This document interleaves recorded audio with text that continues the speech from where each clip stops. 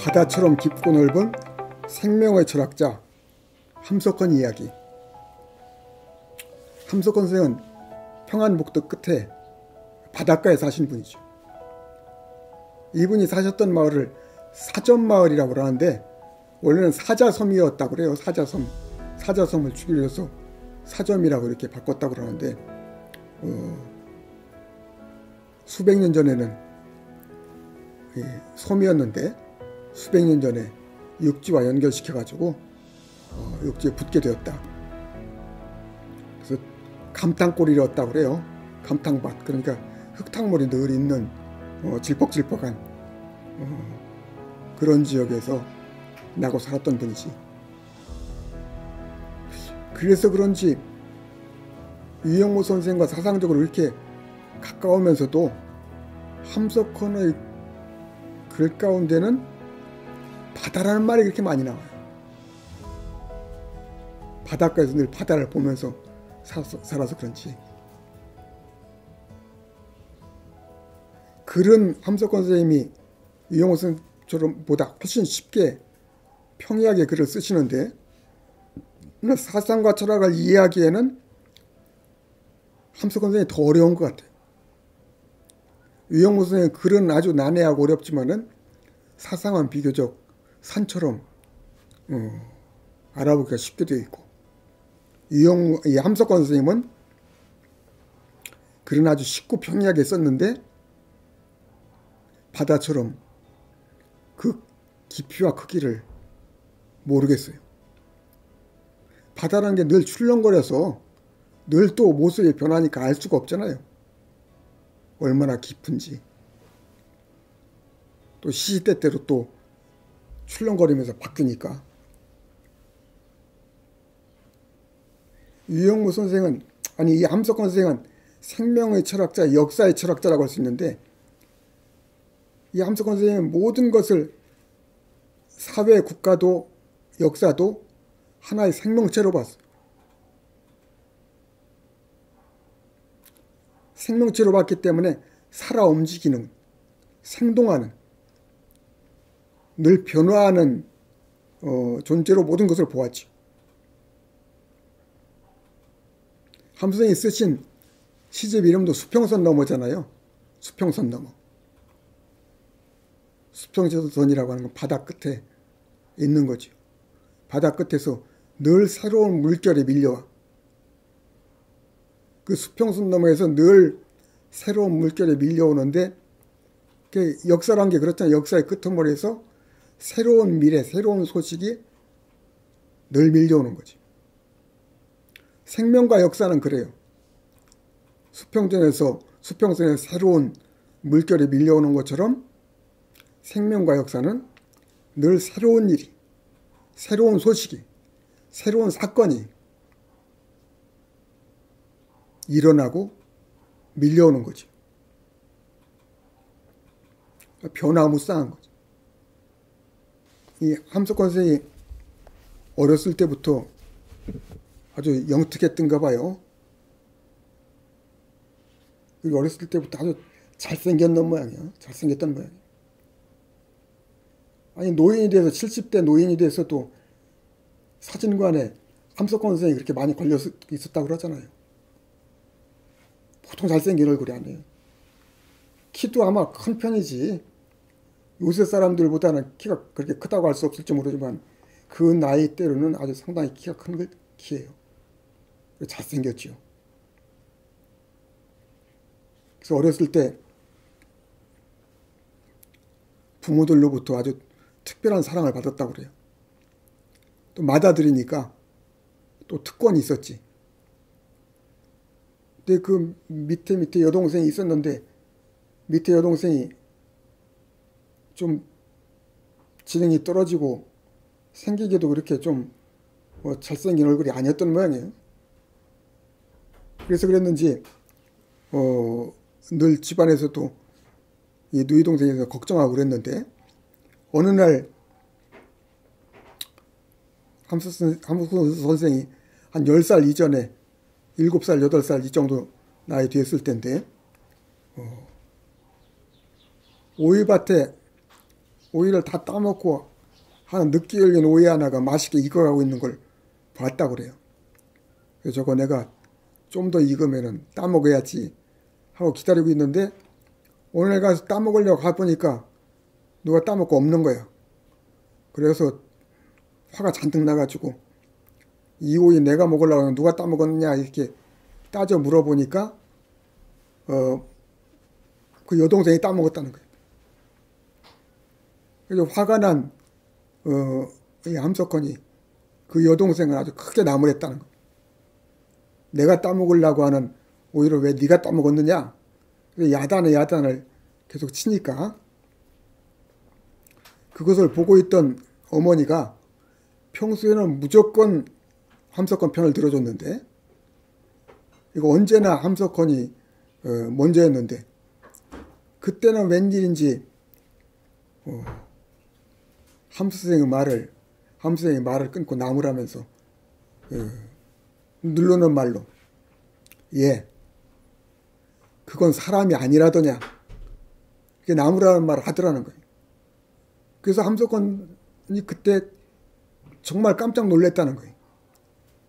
자기 특권으로 알고 또 어머니가 당연히 자기 편을 들어줄 줄 알았는데 자기 편을 안 들고 노이 동생 편을 드는 걸 보고 너무 부끄럽고 당황했다는 거죠.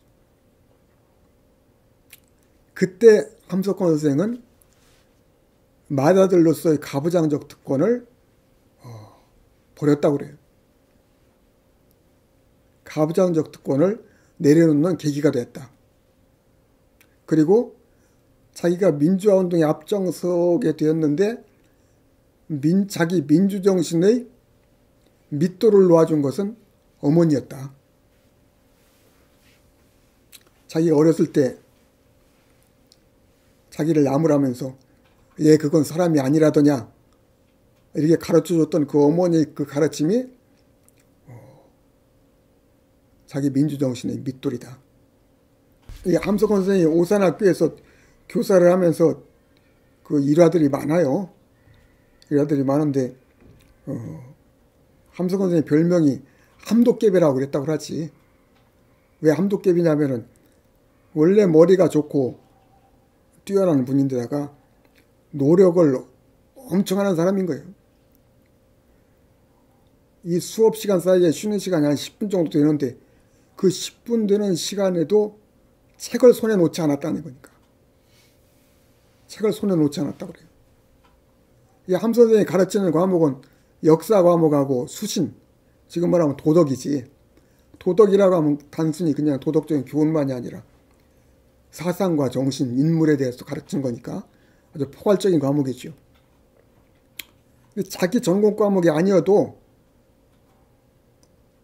선생님이 안 와서 영어 수업에 들어가면 영어, 수학 시간에 들어가면 수학, 영어 시간에 들어가면 영어를 영어 선생님보다 더 잘 가르친다는 거예요. 수학 시간에 들어가면 수학을 수학 선생님보다 더 잘 가르치고 뭐 국어 시간에 들어가면 국어 문법을 또 그렇게 잘 가르치고 그러니까 학생들이 볼 때 이 도깨비다.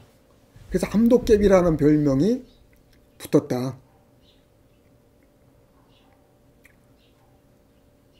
이 함 선생님의 제자 가운데 안이현이라는 사람이 있어요. 함 선생님보다 한 10살 정도, 10몇 살 정도 아래인 사람인데 오산 중고등학교 동창회 회장을 지냈던 분인데 제가 가까이 지낼 기회가 있어가지고 함 선생님에 관한 재미난 일화를 몇 가지 들은 적이 있어요. 이 당시에는 사탕이나 과자가 귀할 때니까 학교에서는 사탕이나 과자를 금했대요. 못 먹게 했대. 왜냐하면 사탕이나 과자가 귀한데 귀한 것이 생기면은 다 나눠 먹을 수도 없고 몇몇 사람만 숨어서 먹게 되는데 그러면은 이게 위화감이 생길 뿐 아니라 교육적으로 좋지 않다. 그래서 사탕 과자는 못 먹게 했는데 이게 또 청소년들이 그 맛있는 사탕 과자를 얼마나 또 먹고 싶었겠어요. 집안이 좀 부유한 어떤 학생이 어떻게 해서 사탕 한 봉지를 구해가지고 몰래 숨겨가지고 들어오는데 함 선생하고 딱 마주친 거예요. 거리 길에서. 함 선생한테 들킨 거지. 그러니까 저 뒤를 돌아서 가지고 도망간 거예요. 함 선생은 또 힘을 다해 쫓아가고, 이 사람이 도망가다가는 으슥한 곳에서 이 벼섬이 이렇게 쌓여 있는 걸 보고 나서는 그 벼섬 속에다 숨겨놨어요. 그거를 저 과자 봉다리를. 그리고 나와가지고 함 선생을 만났는데, 함석 선생이 너 그 과자 봉지 어떻게 했냐? 그거 내놔라. 그러니까 없다. 이렇게 된 거죠. 그래서 이제 끌고 가가지고 위협다고 설득돼가지고 너 그거 밝혀야 된다. 내놔야 된다. 교칙을 어겼으니까 책임을 져야 된다. 그거 내놔라. 그래가지고 함 선생님이 알아듣기 쉽게 자꾸 얘기를 하니까 설득이 돼가지고 과자 봉다리를 찾으러 갔는데, 일이 꼬이느라고 다른 학생이 그걸 옆에서 보고 있다가 저 함 선생한테 끌려간 다음에 그 학생을 보호하기 위해서 그 과자 봉지를 몰래 빼돌린 거야, 다시 또. 그러니까 이 학생은 함 선생한테 저 훈계를 듣고 나서는 과자 봉지를 찾으러 함 선생이랑 같이 갔는데, 사실 숨겼던 데 보니까 과자 봉지가 없어진 거예요. 그러니까 난처해졌잖아요. 뭐라고 설명할 길도 없고 변명할 길도 없고, 그러니까 난처하고 멋쩍게 되니까 갑자기 이 사람이 함 선생한테 선생님 저 학교 그만두겠습니다. 큰 소리를 쳤다는 거예요. 그러니까 학교를 그만두겠다고 하니까 함 선생이 깜짝 놀라가지고 아니 너 그게 무슨 소리야, 왜 학교를 그만두느냐, 학교를 그만두면 안 되지. 그래가지고 그렇게 설득하는 이 학생이 아닙니다, 저는 학교 그만두겠습니다. 그 얘기해서 함 선생이 놀래가지고 데리고 가가지고 그만두지 학교를 퇴학하지 않게 설득하느라고 시간을 보내느라고 과자 봉지 얘기는 지나간 걸로 됐다고. 또 어느 날은 학교 수업 시간에 이제 한참 일제의 수업 통제가 심해질 때니까 일본말로 가르치라고 압박을 아주 심하게 할 때라는 거예요. 이게 어떤 사람은 어쩔 수 없이 일본말로 가르치기도 하고 그랬는데, 이렇게 저렇게 아주 꼴사납게 생각한 이 학생들이 어떤 교사 한 사람이 평소에 그렇게 권위가 없어서 그랬는지 학생들한테 그렇게 신뢰를 못 받았는지 학생들이 저 선생님 기분 나쁘니까 일본말로 쓰고 그러니까 놀려주자. 그래가지고 선생이 들어왔을 때 학생들이 골려줬다는 거예요. 왜 그렇게 그 선생님은 인상을 더럽게 쓰십니까? 왜 이렇게 기분 나쁘게 합니까? 선생이 기분 나빠가지고 얼굴을 해서 우리 공부 못하겠습니다 하고 놀리기 시작해가지고 계속 말도 안 되는 소리로 선생을 괴롭히니까, 선생이 처음에는 어떻게 맞대거리 하려고 하다가 학생들이 계속 집단으로 그렇게 하니까 견디다 못하고 울면서 그냥 나와버린 거예요. 그게 교수들 사이에 문제가 생겼죠. 함석 선생이 이 얘기를 듣고 나서는 함석 선생이 화가 머리끝까지 나가지고 학생들을 전부 다 앉혀놓고 주동한 사람이 누구냐? 저 선생님이 일본말 쓴 건 어쩔 수 없이 쓴 거고 그 당국의 방침이 그래서 그런 건데, 너희들이 그렇게 학생의 본분을 벗어나서 교사한테 그렇게 한 것은 도리가 아니다. 그냥 지내갈 수 없으니까 주동한 사람은 책임을 져라. 나와라. 근데 아무도 누가 주동했다고를 안 하고 나오질 않으니까 밝히기 전에는 아무도 못 나간다 이렇게 해가지고 버티기 시작했는데 밤늦게까지 아무도 가지 못하고 함 선생님 나가지도 못하고 그 교실에 서로 맞서 있었다는 거예요. 그 학생들을 기다리던 학부형들도 와가지고 걱정이 돼가지고 학교로 와가지고는 학생들을 보고 그러는데, 이게 문제가 풀리지가 않는 거예요, 끝까지. 그렇게 하다가 어느 순간에 학생들 가운데 제가 주동했습니다, 그런 말이 나오기 시작하자 학생들이 전부 다 일어나서 제가 주동했다고, 다 주동했다고 그렇게 해가지고 함선이 다 주동했다는 얘기를 듣고 나서는 그제서야 학생들과의 그 대결을 풀었다고. 사회주의 바람이 학생들 사이에 크게 불 때 우리나라가 일제 식민 통치에서 벗어나지 못하는 이유가 저 민족주의 교사들의 타협적인 성격 때문에 그렇다. 그러니까 민족주의 교사들부터 혼내줘야 된다. 그래가지고 민족 진영의 교사들을 구타하는 운동으로 이렇게 전개가 됐다고 그래요. 그날은 교무실에 있는 교사들, 학생들이 와가지고 다 두드려 패는데 학생들이 함석헌 선생님 앞에 와서 때리려고 보니까 함석헌 선생님 눈을 가리고 엎드려 있다는 거예요. 학생들이 때리려고 하다가 선생님 왜 눈을 가립니까? 그러니까 내가 선생이지만은 너희들한테 맞고 나서 너희들을 보고 너희들한테 맞으면은 나중에 너희들을 봤을 때 내가 감정이 흔들리지 않을 수가 없다. 그러니까 내가 보지 않고 맞을 테니까 그냥 때리라고. 그 눈을 가리고 엎드려 있으니까 학생이 때리려고 하다가 못 때리고 그냥 물러갔다는 이야기가 있습니다. 내가 75년경에 20대 젊은이들 한 10명쯤인가요? 그렇게 모임을 갖고 함 선생님을 모시고 한 3박 4일인가 순회를 간 일이 있어요. 난 그렇게 젊은 사람들 몇 사람이 모였는데 선생님이 같이 가신다고 할까 그렇게 큰 기대를 안 했는데 선생님이 가신다고 하시더라고요.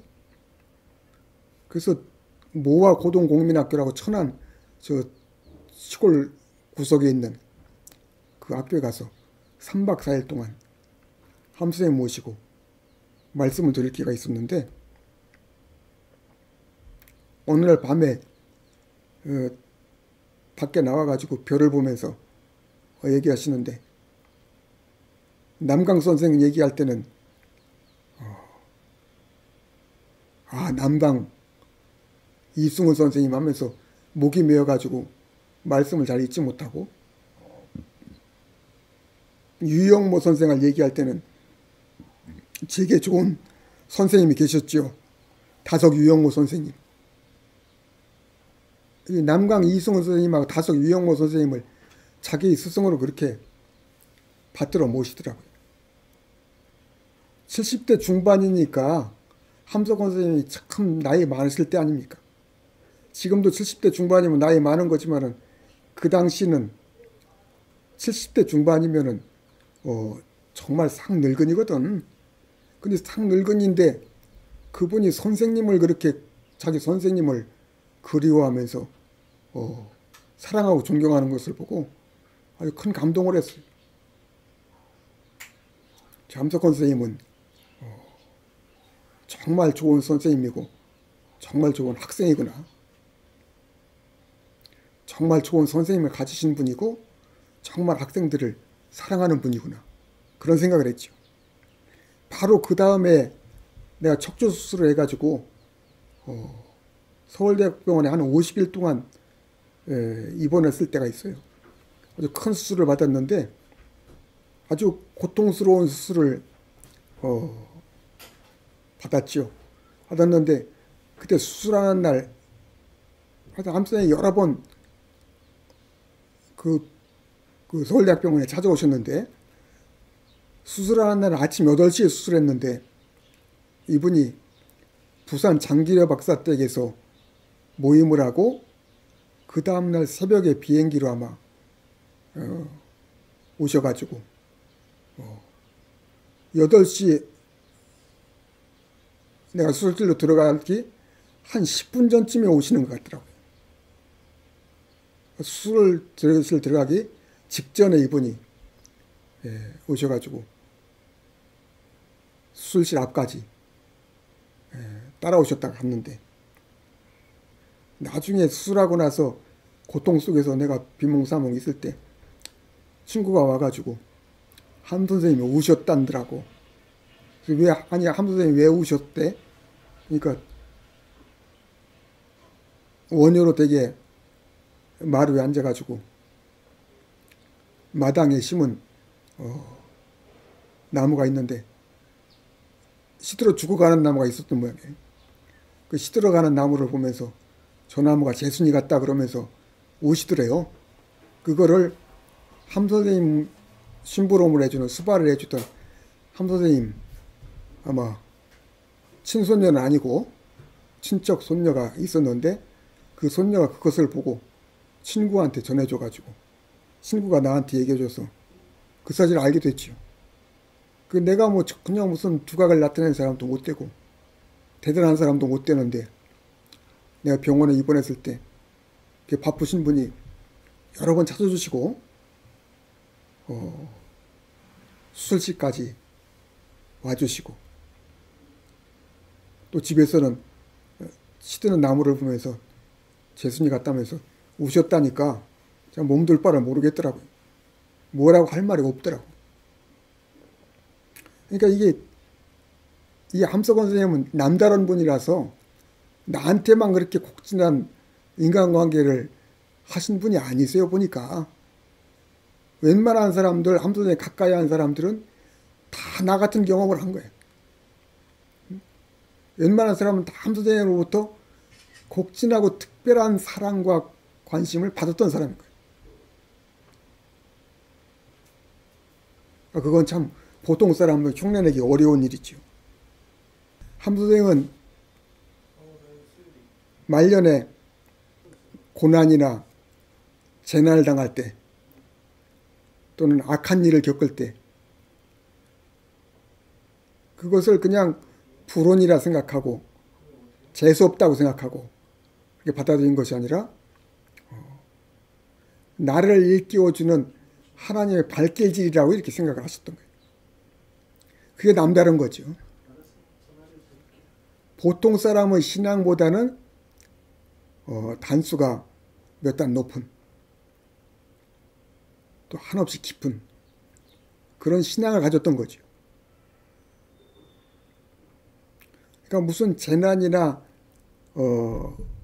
굳은 일이 생기면, 또 악한 일이 일어나면 하나님이 나를 일깨워주는 사건으로 이렇게 받아들였다는 거죠. 하나님의 발길에 채어 살았다 그런 말을 함 선생이 글로도 쓰고 말로도 했는데, 하나님의 발길에 채였다는 말이 그런 말이에요. 역사 속에서 어떤 고통과 시련을 당할 때마다 그것이 하나님이 나를 향한 발길질이다. 무슨 발길질이냐? 내가 사람 노릇하라고, 하나님의 아들 노릇하라고, 바르게 잘 살라고 나를 일깨워주는 발길질이었다는 거죠. 그래서 악이 흉악을 부려주는 것이 고맙다고도 했어요. 악한 세력이 흉악을 부려주면 부려줄수록 나는 내가 누구인지를 깨닫게 된다 그랬어. 40대 초반에 감옥에 갇혔을 때 이 고난과 시련이 자신을 깨우쳐 사람 되게 하려는 하나님 아버지의 지극한 사랑으로 받아들이고 감사했어요. 감옥에서 주는 콩밥을 먹으면서 콩밥이 자신이 살과 피가 되는 과정에서 하나님의 창조의 손길을 느낀다고 그랬어요. 잘 생각해 보세요. 감옥에서 주는 콩밥을 먹으면서 그 콩밥이 내 속에 들어가서 소화 흡수 배설돼서 내 살과 피와 뼈가 되는 그 과정, 거기서 하나님의 창조의 손길을 느꼈다. 어떤 시련과 고난 속에서도 함석헌은 하나님의 사랑을 체험하고 더 깊은 신앙을 갖게 되었죠. 30대 후반에 한 달 사이 어린 아이들 둘이 연달아 죽었어요. 그때도 큰 고통과 아픔 속에 있었지만은 신앙이 더 깊어지는 계기가 되었다고 그래요. 6.25 전쟁으로 옆에서 사람들이 무수히 죽어가고 서로 죽이고 죽음을 당할 때 그 신앙은 더 깊고 큰 진리의 세계로 나갔어요. 아마 6.25 전쟁을 통해서 함석헌 선생은 정말 생명 철학의 크고 깊고 넓은 바다로 나갔다고 말할 수가 있어요. 함석헌 선생은 아주 노인이 돼서도 아주 신선처럼 아름다운 모습으로 사셨지요. 60년대인가 70년대 스웨덴에서 유학 공부를 하고 했던 어떤 선생님이 함석 선생님에 대한 증언을 해주는 것을 감동적으로 들었는데, 함석 선생님이 스웨덴을 방문했는데 스웨덴 국왕이 참여하는 큰 행사가 있었다는 거예요. 함석 선생님이 흰머리와 흰수염, 흰 한복을 입고 그 행사장에 나가니까 워낙 함석 선생님이 눈빛이 아주 살아있고 인물이 잘생겼잖아요. 게다가 흰 한복이라고 하는 것이 굉장히 인상이 강하거든요.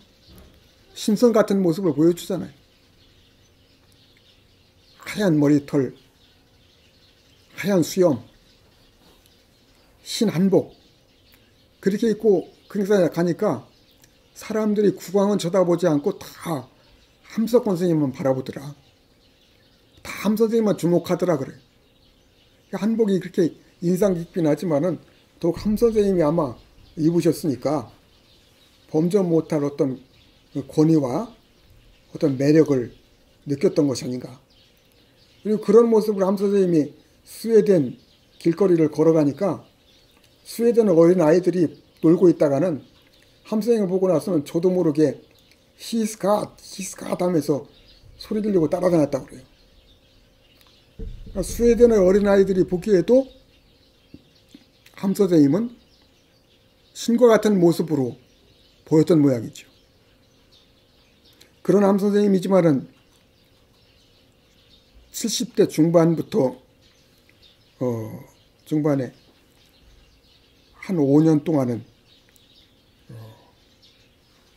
사모님이 파킨슨 병으로 누워서 기동을 못 하셨어요. 물론 일을 돌봐주는 사람이 집에 있었지만은, 그러나 함석 선생님이 계실 때는 그 사모님의 오줌똥을 함석 선생님이 직접 받으셨다고 그래요. 그래서 말년에 자기가 아내한테 그동안에 못되었던 사랑, 마음의 빚을 조금이라도 갚기 위해서 자기의 마지막에 주어진 인생 공부를 알고 사모님의 뒷바라지를 몸소로 했다, 그런 얘기가 있어요.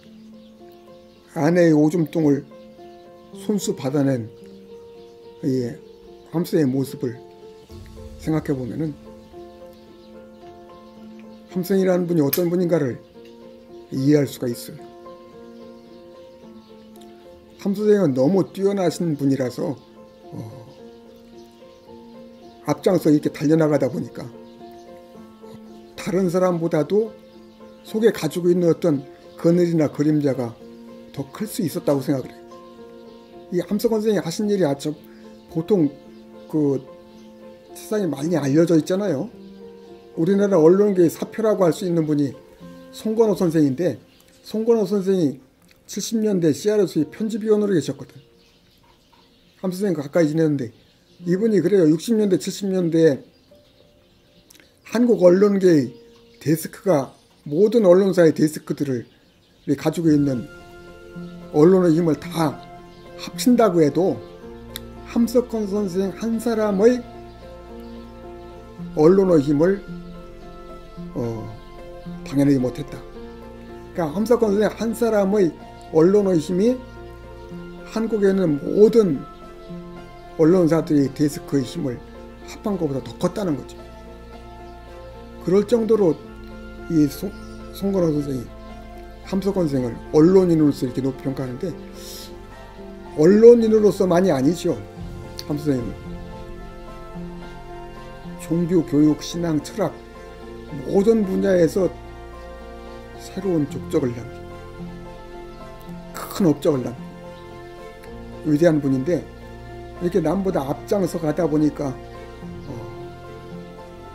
남보다 상처도 많이 받고 쓰리고 아픈 일도 많이 있었던 것이 아닐까, 그렇게 생각이 듭니다.